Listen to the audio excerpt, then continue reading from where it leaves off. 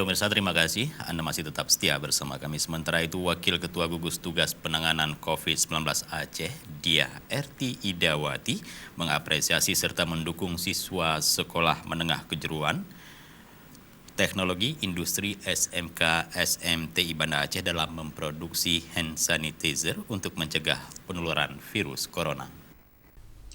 Hal itu diungkapkan Diah Erti Dawati saat melihat langsung proses produksi hand sanitizer di Laboratorium Kimia Industri SMK SMTI Banda Aceh, Senin.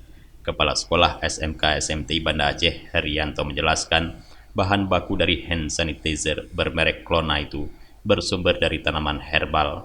Ia mengatakan berdasarkan hasil uji dari sejumlah laboratorium, daya membunuh kuman dari hand sanitizer Klona itu mencapai 99% dan bahannya pun aman untuk kulit. Produksi hand sanitizer tersebut bekerja sama dengan anak perusahaan PT Biosentra Indonesia. Semua bahan baku pembuatan hand sanitizer ini disediakan oleh mereka dan proses distribusinya pun dilakukan perusahaan tersebut. Sementara itu, Lahmudin Amar, representatif Awareness WeCare, mengatakan kerjasama itu dimulai pada masa pandemi. Saat ini pihaknya mulai mendistribusikan produk tersebut ke berbagai daerah di Aceh, terutama ke sekolah, usaha perhotelan, dan swalayan.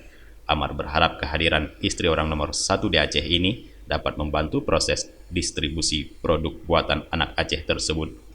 Menanggapi hal itu, Diah Erti Dawati mengatakan ia dapat meminta Dinas Perindustrian dan Perdagangan Aceh, bahkan PLT Gubernur Aceh, untuk mengeluarkan surat izin agar produk buatan anak Aceh ini dapat dijual melalui berbagai swalayan yang beroperasi di Aceh.